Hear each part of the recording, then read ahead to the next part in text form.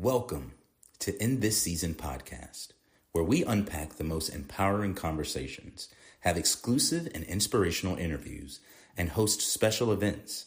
Join Tammy, some call her Butterfly, and explore life's purpose by learning how to embrace each season of your life with confidence, strength, and purpose. Whether you're blooming in the spring, or shining in the summer, or embracing change in the fall, or gracefully hibernating in the winter, get ready to be inspired.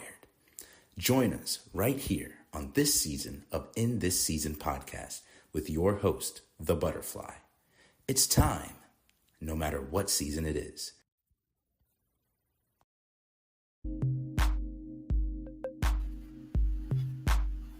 Hi, y'all. I started thinking that we should bring the show in a different way since so many of you guys are having fun with getting your groove on.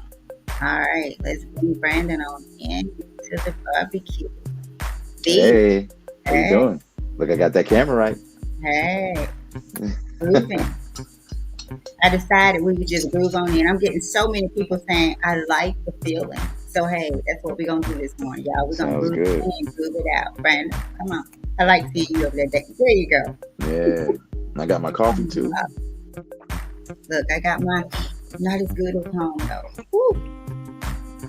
Yeah? And they did not have, no, they didn't have the, all right, y'all. Did y'all get your groove on? We got to stop it. Y'all, let's do this. How about we just let you barely hear. But no, Brandon, they didn't have, I like mine, the dark roast. The dark, yeah. It just got regular. So that's all good. I've been down there trying to concoct something together, but it's not home. It's not home. So well, it's good to know you're safe. Huh? And so it's good to know you're safe and doing well inside your hotel room out there. And this hotel is like I like it. It took me probably about 3 days to really find what I know I was going to need. Didn't sleep like I thought I would. I thought I was just going to be able to just snuggle in, but I didn't. I missed my bed. It's nice, but last night just wasn't it for me. So I'm sleepy. I'm tired, but it is what it is. I'm not going to let it do me. Let's see who we have in, and Brandon, I'll catch up. I'll sleep. That is something that I can get back, so it's all good. Big Mike says, good morning, everyone. Miss Brenda says, good everything, everyone. Did y'all get your groove on? Did y'all come in grooving? Feed them ducks. Feed them ducks. I call it Feed Life. That's the name of the song, Feeding the Ducks. Yeah. Yeah, so the beat. I guess I should say that's the name of the beat. I wonder if it's a song that has words. Because that one's just a beat. So did y'all get your groove on? How was your yesterday? Did anybody, as Brandon gets our Instagram family ready, did anybody go back and try to figure out the 7-Eleven or the 2-minute drill? Did y'all try to figure out what relationship it had with our yesterday's message? I did a little bit. I still don't quite get it though. I don't. I'm in the same boat. I get the 2-minute drill part, but the 7-Eleven or 2-minute drill, I didn't understand. Yeah. And funny enough, so I Googled 7-Eleven or 2-minute drill. Guess what came up, y'all? What? This show. Yeah, I was trying to find out more information about it. I'm like, well, that's quite Then watch Dennis Kimbro gonna hit us up. Hey, y'all taking my title. Yeah. But yeah, that's what came up, the show for today. And I'm like, okay, that's kind of cool, but I need more info. Y'all should have been smart enough to know it's me looking. And you gave me. So, all right. But if you did, y'all let us know, especially for those of you who have the book and you can go back and read it. Do some research on that one and help us out, because I'm going to have to figure it out. That one's just really, so there we go, Brandon. Good morning, Monique. Thank you. Monique is back in the house. Thank you again, Cuzzo, for dropping in. I feel so honored when I see her out there. Yeah, any of our family, man. That's a huge I A do. huge kudos when you see fam out there. Love y'all. Yeah. And thank y'all. Just thank you. All right.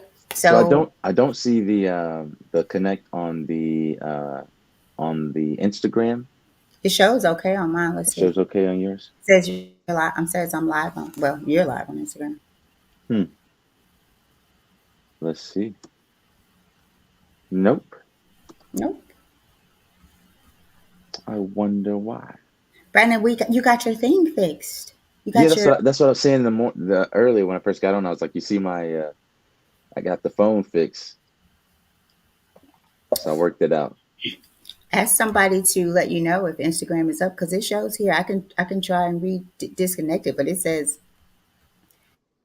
connected and live that we're live. Yeah, I don't see it at all. Okay. Hmm. What would you like to do there? Let me try it again, Okay, well if then you don't mind. I don't mind at all. Y'all, thank y'all for being patient with us. We just want to make sure that everybody gets this. Um, there we go. All right. But Brandon, how was your yesterday, your drive yesterday and just everything? How was everything for you yesterday before we jump into the rest of the show and get this up? my drive was much needed. It's been a long time since I took a trip by myself, which is Mhm. something I used to do all the time, right? So I actually anticipated having someone, ride with me.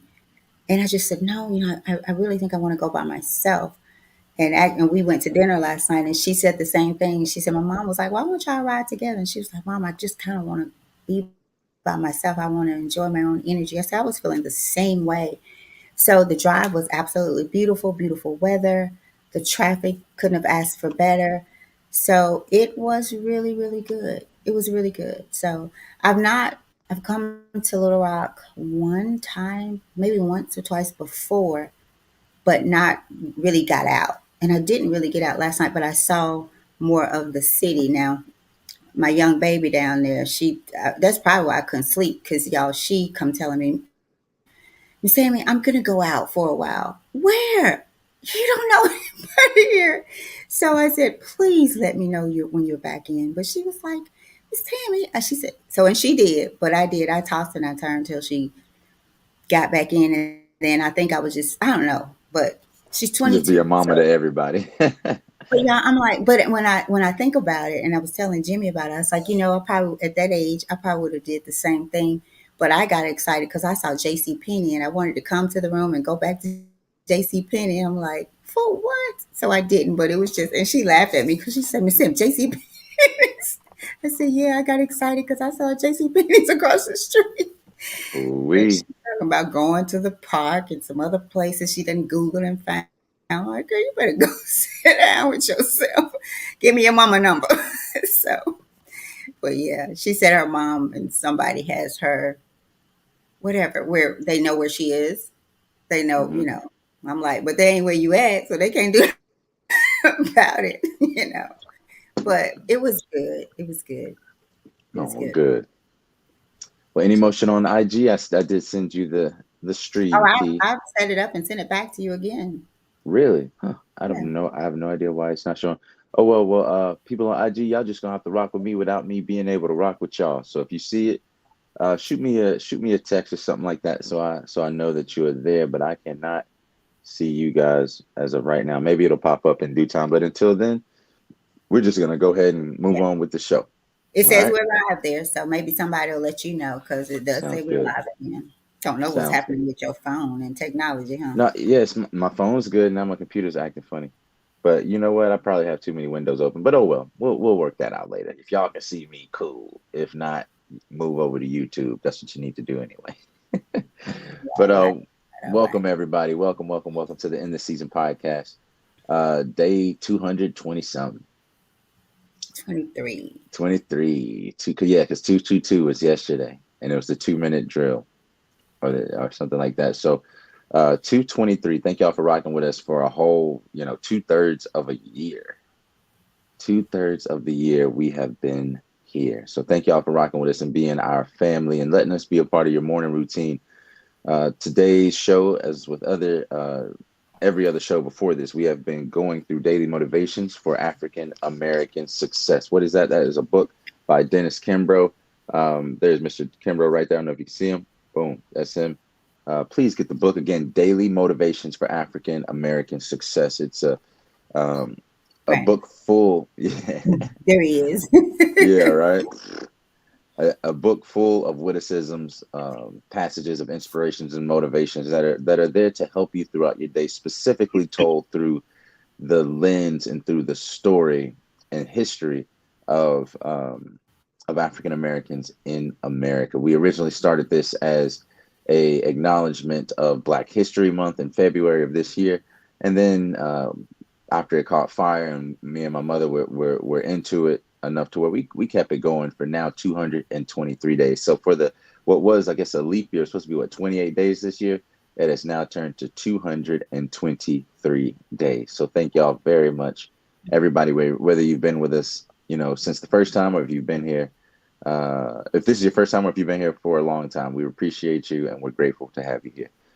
This book, Daily Motivations for African American Success, will help you focus on the thoughts, attitudes, and deeds that will lead to the achievement of your true goals. In 365 short, powerful motivations, one for each day of the year, Dennis Kimbro, author of the popular Think and Grow Rich, A Black Choice, leads us to discover how to use the present moment and our own gifts to transcend labels, cultivate a positive attitude, become wise enough to know when to say yes and when to say no, and to look inward for answers to life's challenges.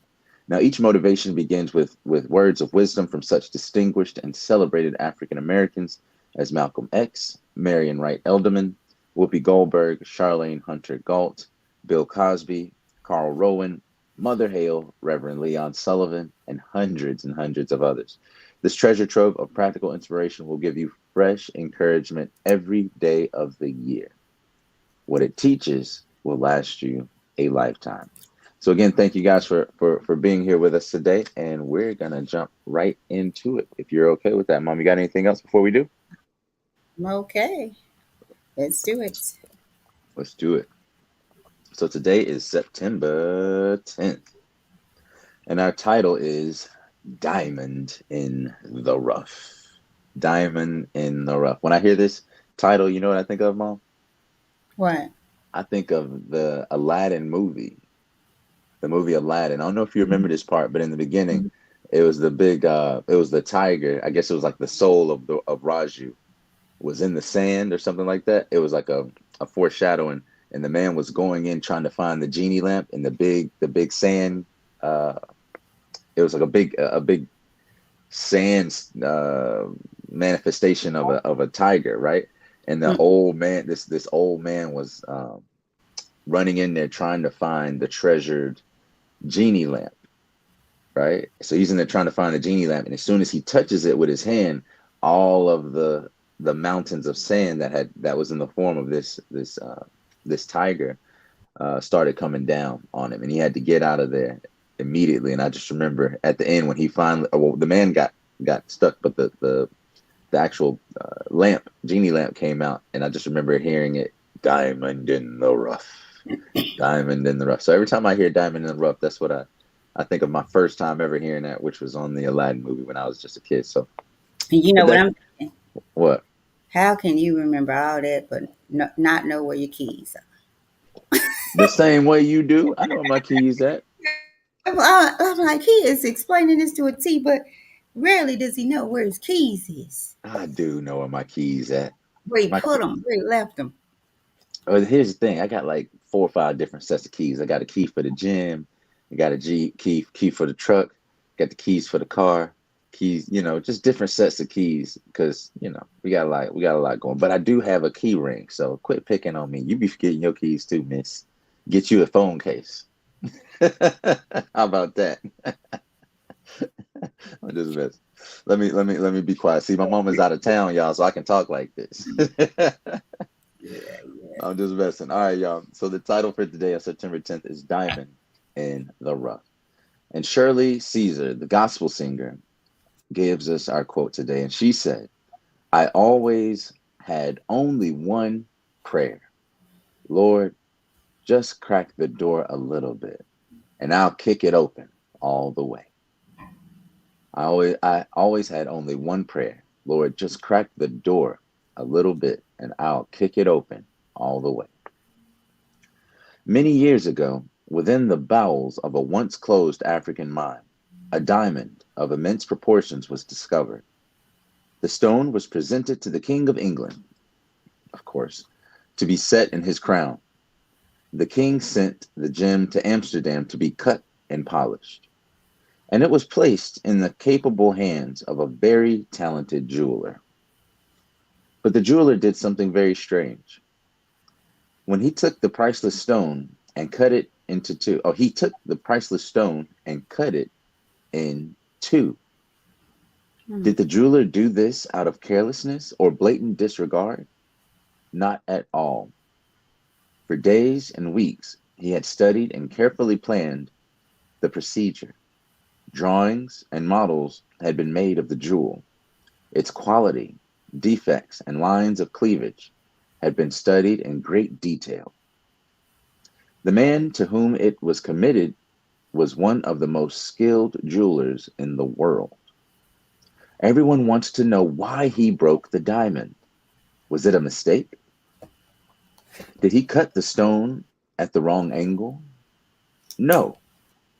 This process was the climax of the jeweler's skill. When he struck that blow, he did the one thing that would bring the gem to its most perfect brilliance and splendor. That blow that seemed to destroy the precious stone was in fact its redemption. From those two halves were wrought two magnificent diamonds, which only the skilled eye of the jeweler could see hidden in the rough stone given to him months before. So sometimes our Creator lets a stinging blow fall upon our life. Our blood spurts, our soul cries out in agony.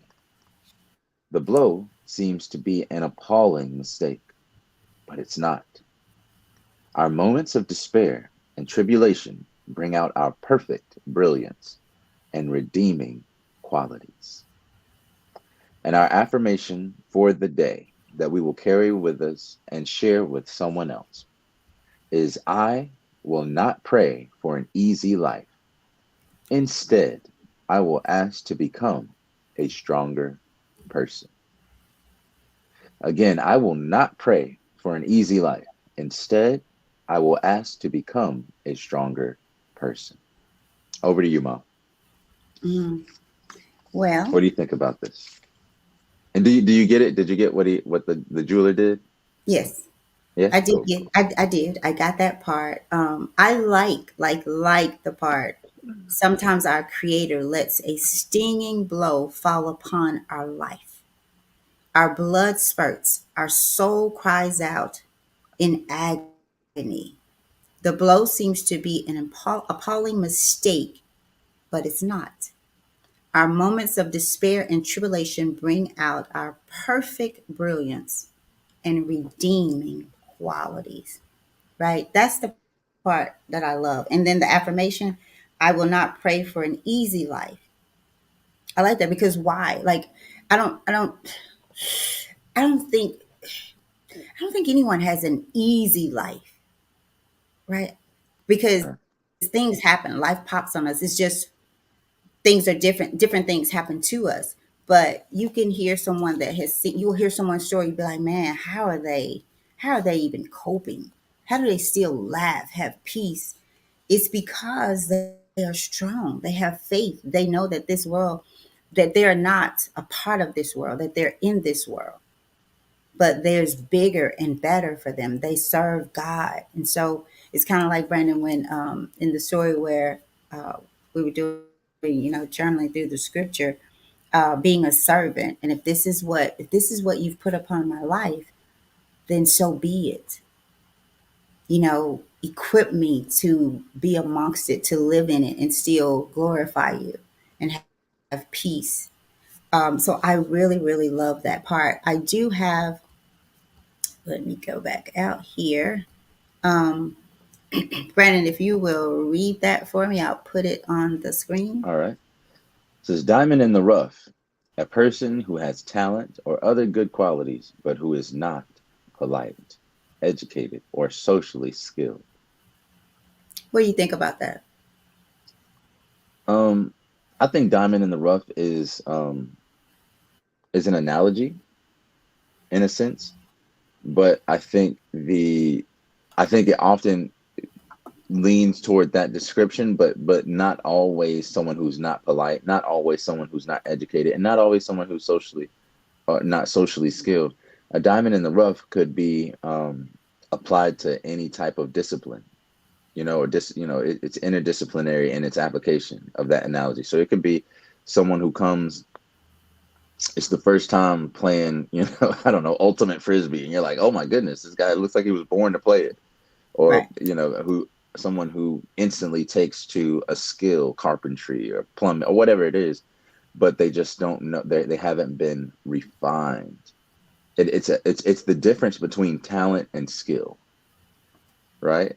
I Okay. think is the diamond in the rough. The difference between someone who has natural abilities to be great and has a huge amount of potential, but that potential is largely unrealized due to some something that hasn't happened yet, or some catalyst that hasn't come upon them to change them into being more refined. So I think a diamond in the rough is just is a point in the process of refinement has not happened yet, either due to their either from their own doing or due to environmental factors not taking place yet, but the potential is there.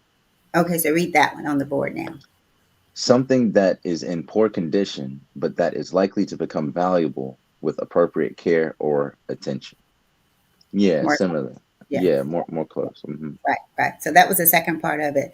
And I do believe that in this reading that we're doing, that leads more towards this definition, that if we would certainly, not that we're not valuable, but there's so much more value to us if we would, like yesterday's message, take time, a few minutes, just to start and own our day, right? To um, take appropriate care of ourselves, pay attention to us, to ourselves, who we are, what we're doing, why we're doing it, right? So that's the diamond in the rough to me, and I think we're all a diamond in the rough, because there's so much more that we can do, so much value um, to us than sometimes we see. Like, we look at the circumstances, the situations, rather than taking the appropriate care and giving the appropriate attention to ourselves in order to be refined, right? To be redeemed.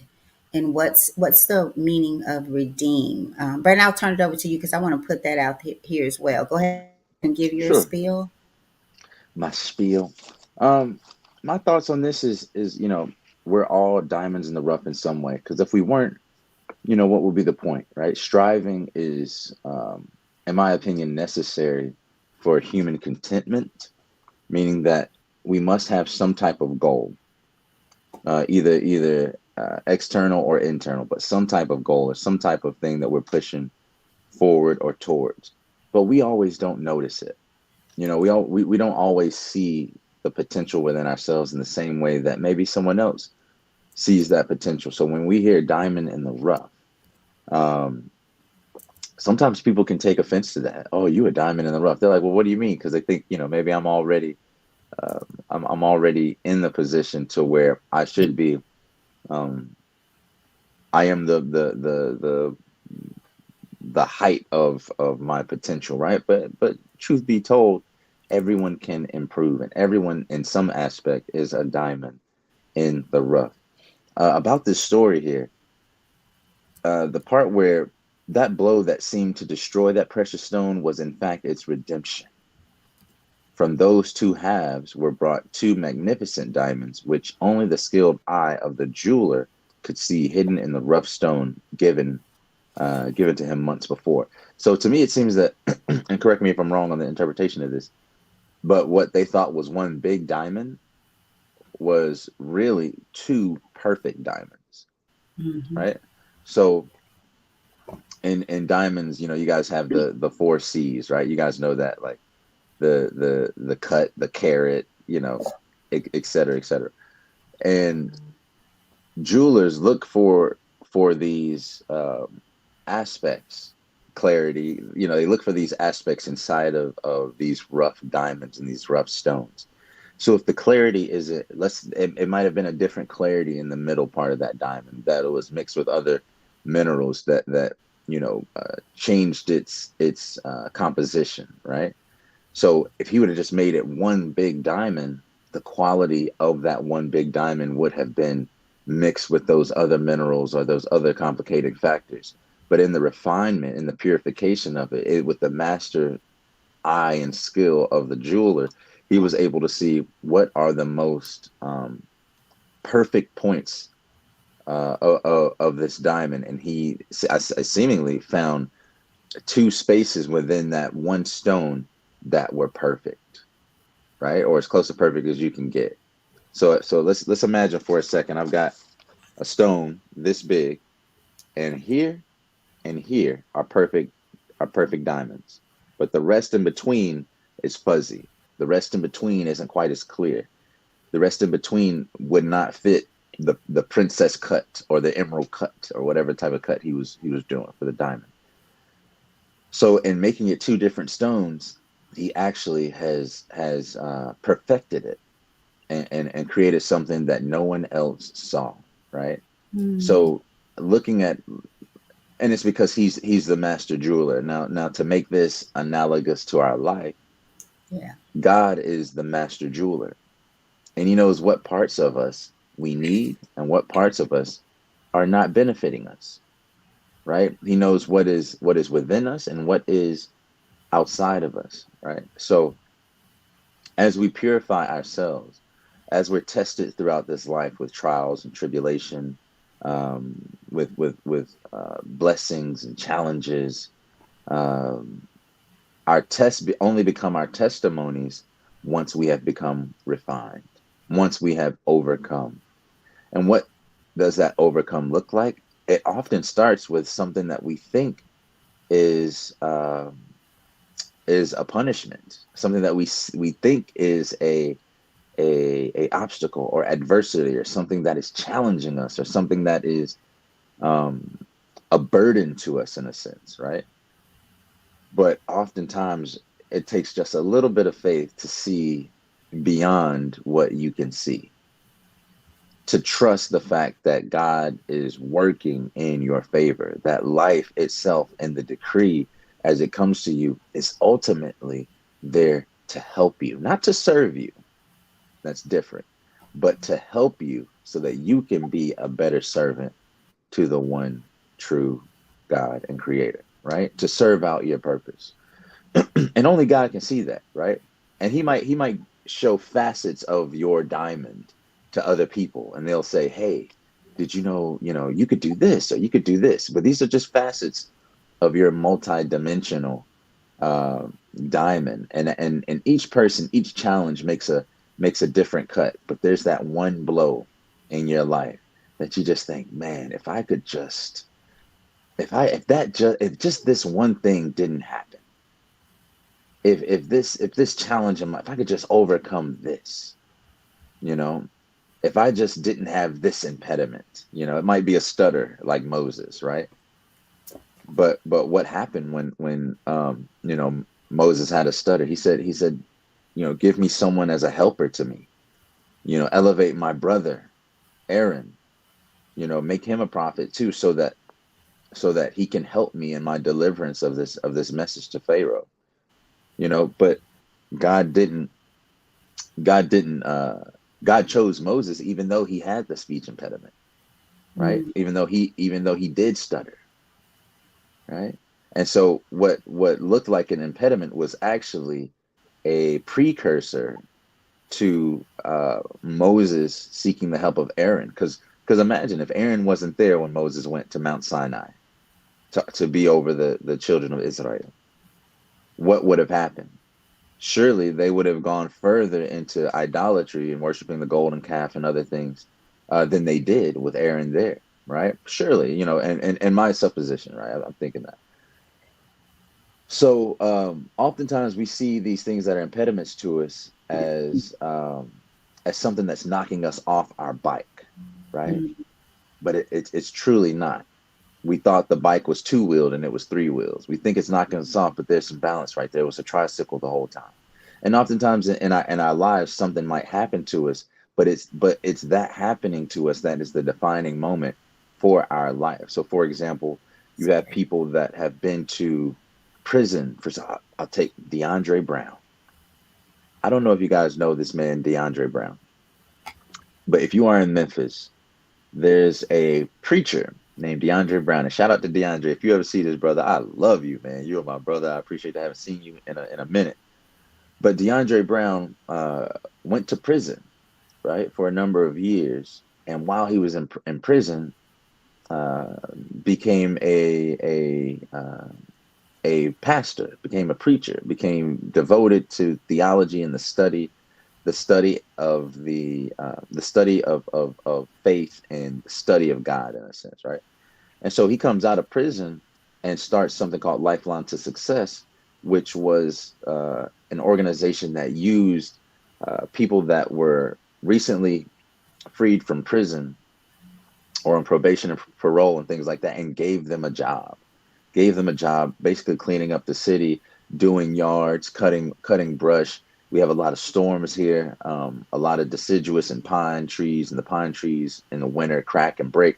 And he had a group of 30 to 50 men, that were formerly incarcerated, who were hard pressed to find jobs, now out there doing something positive with their life and making money and raising in the ranks and being their own businessman, right? So he went from that station to creating this organization, and then he did so well at that. And I had the pleasure of working with him with another nonprofit organization where we contracted those men to do some work, and he went from there to then being on the task force for the governor on lowering recidivism, on what to and how to face the challenges of people that are getting out of prison. And after being on that task force for a while, he then was appointed to be over the Office of Reentry for Shelby County. So now he's over a municipal department, right? This is a man that was in prison for a crime, right? Has now become the head of the head person or the point person for remedying the challenges associated with recidivism. So if you don't see God in that, or if you would have told him when he first got that charge and when the judgment was sent that he was going to prison, you said, "Man, this is one step back for two steps forward. This is a setback for a comeback, right? This isn't even a setback; it's a set up. This isn't you losing the ball; it's an alley oop, it's a pass. You know, so he might not have believed it, or it might have been beyond the realm of that which he saw in his current situation. And I think in many cases we are the same. So it was that one situation that was his redemptive quality. It was that one situation that was duly, I'm sorry, tied to his redemption. And I think many of us have these things that have happened in our lives. We just have to do something with the rough diamond that we are.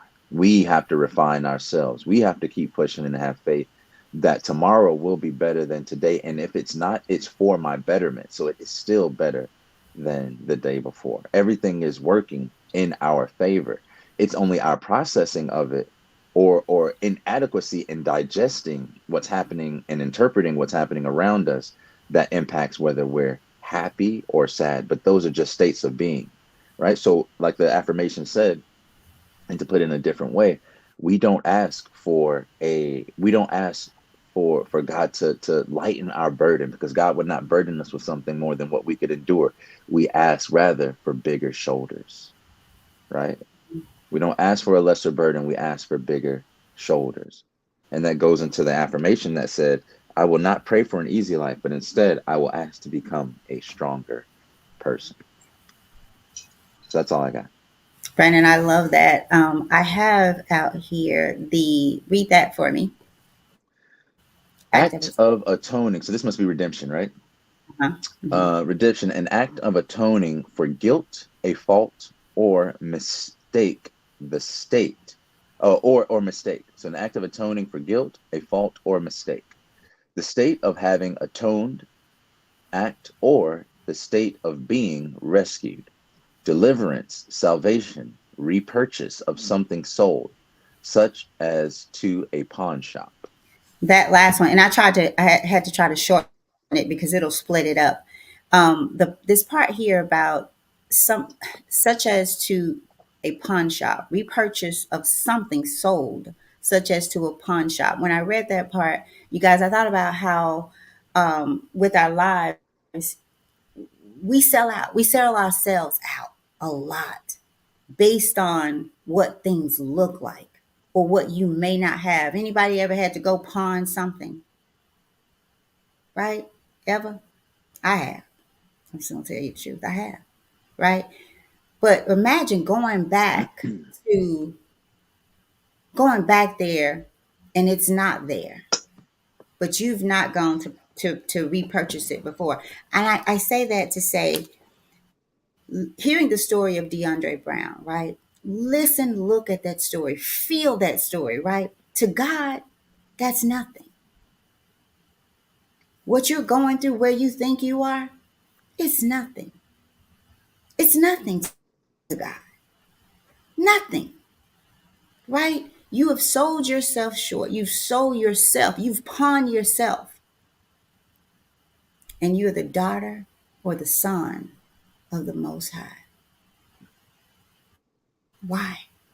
Why is your circumstance or your situation any different than DeAndre Brown or anybody else? Everybody has a DeAndre Brown in their life. You may be DeAndre Brown.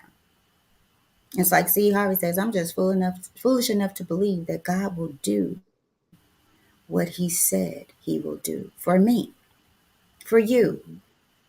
So maybe God went back and purchased you from the pawn shop, right? He split you in two, right?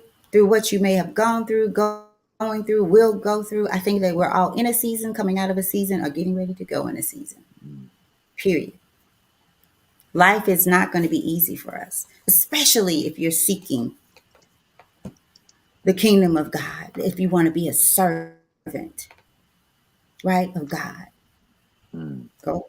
You I got just something to say? I just thought about something. I was sitting here thinking about Moses.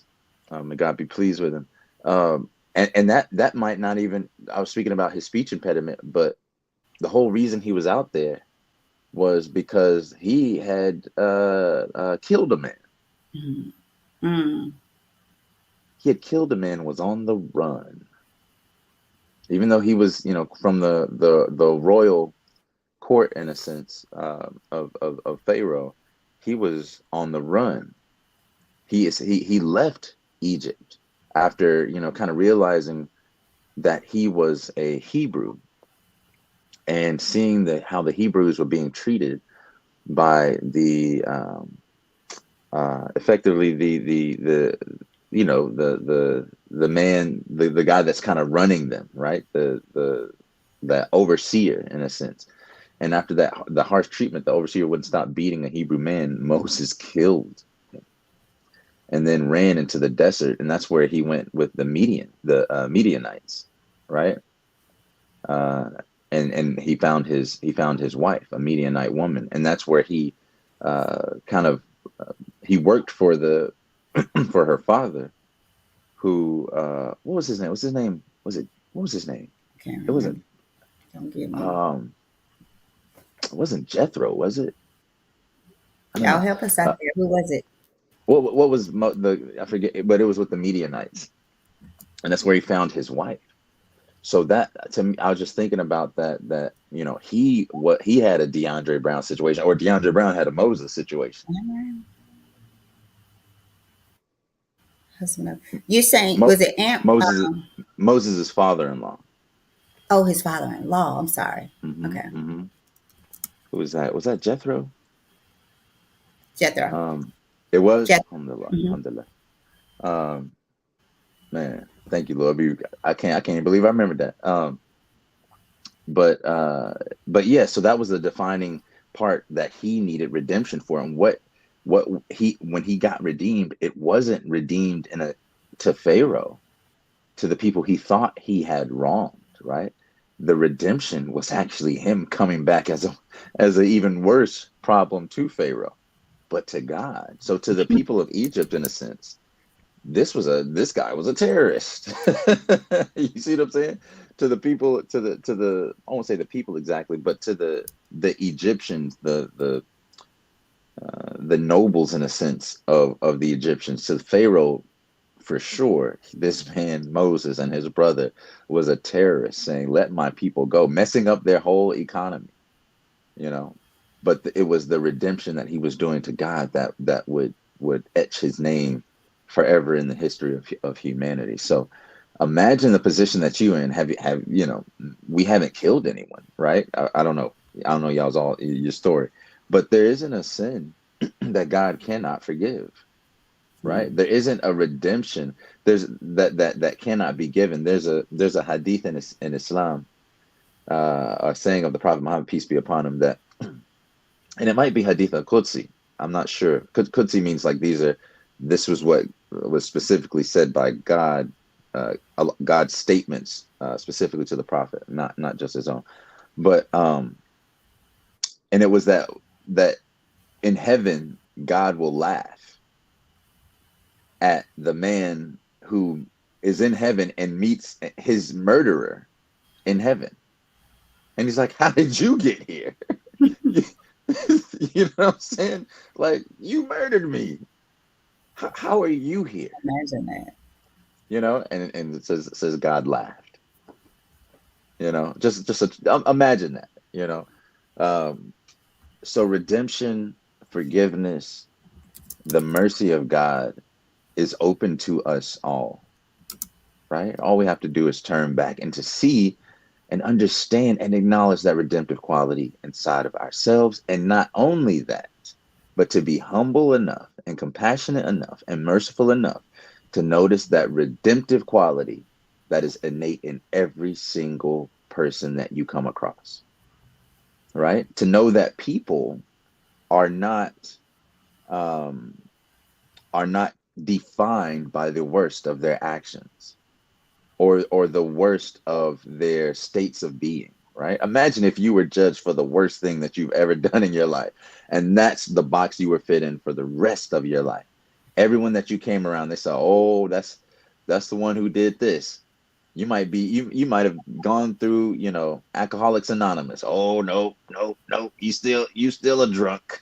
You might not have touched a bottle in years. You still a drunk. You might have been a heroin addict. You might have Yeah. you might have been a Yeah. thief. You might have been a gangbanger. You might have been anything like that. But if we are not open to allowing people to redeem themselves, to giving them the space to correct and purify themselves, their actions, and their place in the larger and greater community, then we are certainly losing the human capital. And I don't just mean that as in an economic term, but I mean that in a spiritual currency type of term, right? Like, we are losing and missing out on some beautiful experiences with other human beings, right? Because there's so much that we can learn from not only our mistakes, but the mistakes of others, right? But if we don't give and offer that space, and I'm not saying be a fool, right? Like, there's someone out there hurting and harming people, right, and actively doing it, then have discretion and have discernment, have have some ability to tease out the good and the bad, but don't write people off, especially if you see positive character traits coming through them, or if you see them purifying themselves and in a better state than they were when they did whatever they did, right? So, and see that within yourself, but um, you can't truly be redeemed within yourself if you withhold redemption from someone else. It doesn't work like that. It's the law of reciprocity, and it exists both physically, spiritually, metaphysically, emotionally, mentally. But the law of reciprocity is multidimensional, and multifaceted, just like you, the diamond in the rough. That's all I got, Mom. Don't miss out. Brandon, I'll close with this. Um, the Pharaoh is one of my favorite people to read about because I remember, like, I had read the Bible, but there was one day I was reading it and I thought, wait a minute, why does God keep sending people to Pharaoh? Like, why? Knowing he's going to say no. It's like God hardened Pharaoh's heart, right? So I'm saying that to say you have to read it because you may get a different perspective or perception of it. But I did. I was like, wait a minute. Why you keep sending him back if he's going to say no? If he's going to keep saying no. So often, you guys, we are being, when I say God is doing everything through one thing, where you might think you looking at a situation and it ain't even really about you, Hmm. right? It's about everybody. It's inclusive. So the breaking of the diamond is breaking in you, and then the breaking just opens up so much, Hmm. so many things. And it leads us, we grow, right? Just imagine the stories of the Bible. Yet we read these stories, but then when we see these stories, when we see people going through and doing things that don't look like what they should be doing, we, like Brandon said, we hold them in that situation. We keep them bound when God has set them free, Hmm. right?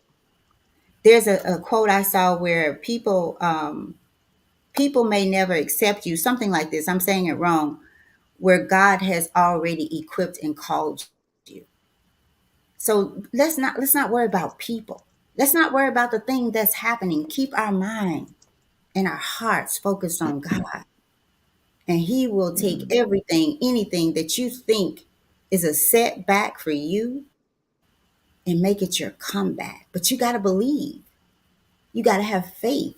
You got to be putting out the thing that will attract the God that you're looking for, the one true God. But again, we focus on what it looks like. DeAndre Brown, I bet you guys, he believed. He had a sense of hope and faith. Otherwise, he wouldn't have gotten out and started something. Y'all go look the brother up. That's all we have to tell you. DeAndre Brown, right? And imagine Hmm. his story is your story. Your story is his story. May not be the same beginning, but they all end with God, whether you want it to or not, because he's the creator, the ruler of all, right? Hmm. So I just, Pharaoh, that was one of my favorite because I'm like, so often, and I've made it applicable to life where you think, man, why does this person keep doing this, acting like this? It ain't about you. It ain't about you. It's not your story to write as to why. It's to understand and seek God and get that understanding through God. Hmm. Because you never know. Y'all, I'm going to come back to the movie Shack. If you've never watched that movie, The Shack, it will bless you. I know it will in so many ways, and helping to try to see people right where they are, but also see where they got lost and wasn't able to fight their way back through, wasn't able to see God in the story, God's glory in the story. You know, so go if you're not seeing, watch The Shack. I Say want what, to Brandon? read something. I wanted to read something to you about Pharaoh, really quick Okay, from the okay, go. Quran, And I'm which is going. which is Go. Okay. a beautiful thing because uh, God will give. What you ask, why did He keep sending Moses right to Pharaoh? And Mm-hmm. in parts of the Quran it says so that maybe Pharaoh will come to basically sense and come to, and he will ask for forgiveness, right? So giving him that chance, but also God knowing in a sense that Pharaoh wouldn't, right? So giving him those chances, but after and that's what the plagues were for. That's what the locusts were for. That was and the blood running in the water. That's what the famine of the crops was for. It was God pinching Pharaoh and saying, okay, you're not coming to me, pinch. Okay, pinching harder and harder and harder. You're still not learning. And if after God keeps coming to you about the same thing, he can harden you and make you actually think, and let you go with your desires, right? Say, okay, what in Arabic they say khalas, like okay, I wash my hands of it. Now you will be able to do more of what you wanted to do to fulfill your temporary desires, which only increase your punishment in the hereafter, right? So it's like at a certain point, God will actually harden your heart, right? And say, okay, you've been given your chances. But let me read you guys something about I'll read you one part from the Quran, and then I'll mention something from the Hadith. What was it 70?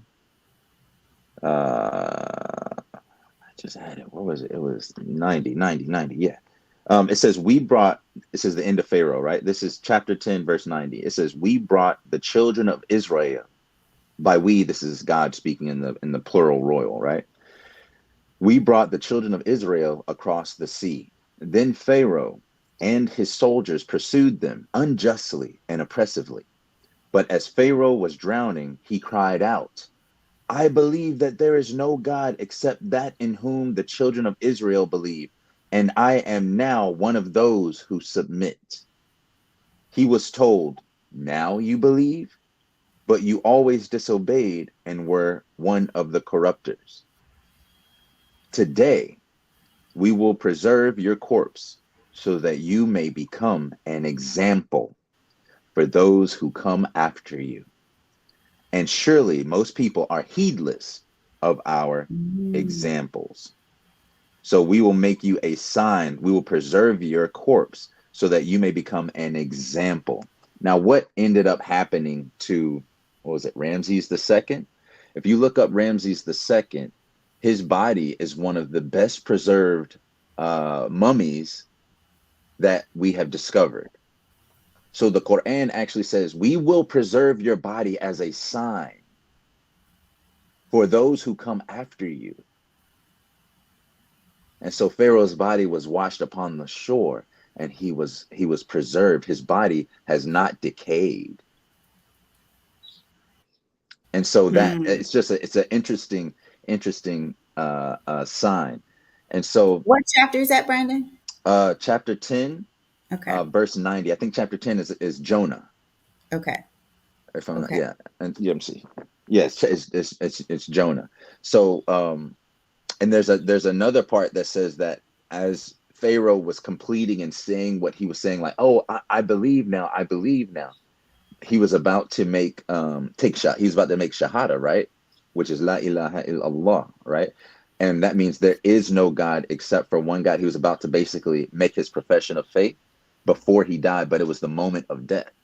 And at the moment of death, your profession of faith is discounted, right? Brandon. It's discounted. So it says that the angel Gabriel, who Muslims consider is what Christians call the Holy Spirit, we believe is the angel Gabriel, the one who comes to give revelation to Mary, tell her that she's pregnant, like it did, or all these different things, and that the angel Gabriel actually covered Pharaoh's mouth so that he would not be able to say it.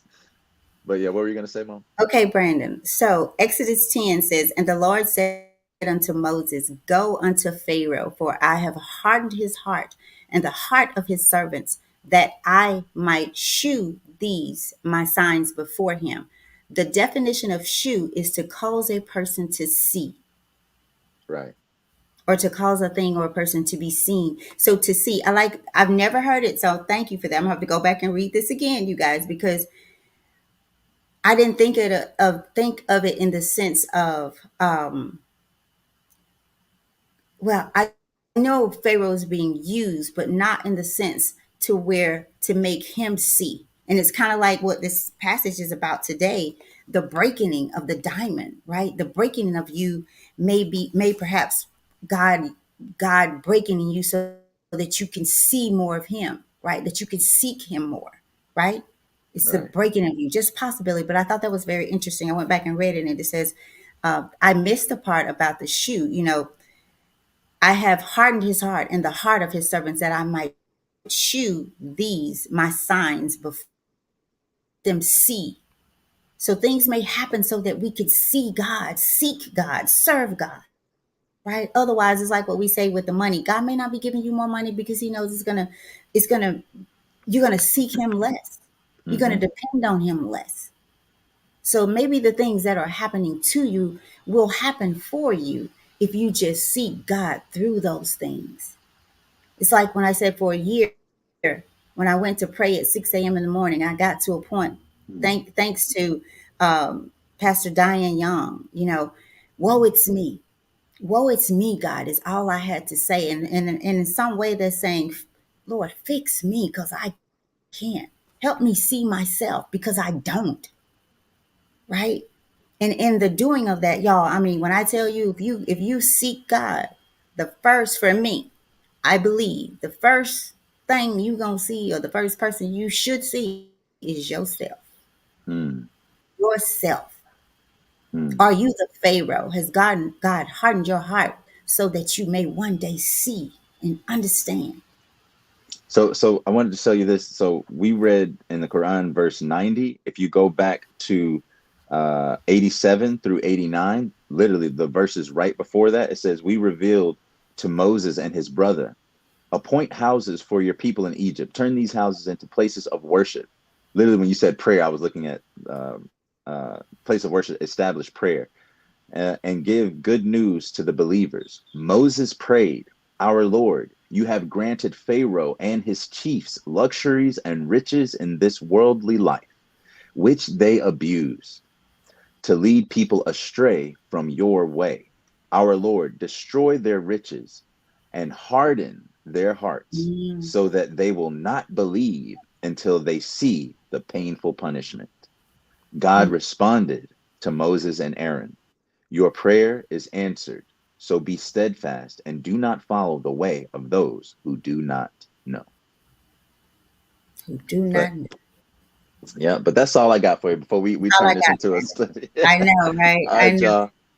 Well, I love y'all so much. Thank y'all for rocking with us and letting us be a part of your morning routine. It is a little long today. We try to keep it within 30 minutes, but every now and then we hit you up with a little hour. So if you're on your way to work, if you are just starting your day, we appreciate you spending a little bit of time, an extended time with us.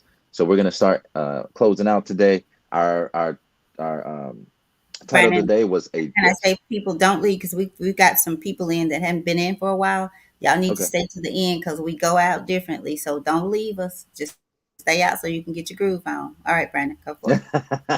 right, Because y'all. they So might say, you say closing, they yeah, might, yeah, yeah. don't leave, Mama don't wants leave. y'all to groove every day. But the title today was Diamond in the Rough. Diamond in the Rough. Um, we're all diamonds in the rough in a sense. So thank y'all so much. And our affirmation that I gotta leave y'all with is today, or I will not pray for an easy life. Instead, I will ask to become a stronger person.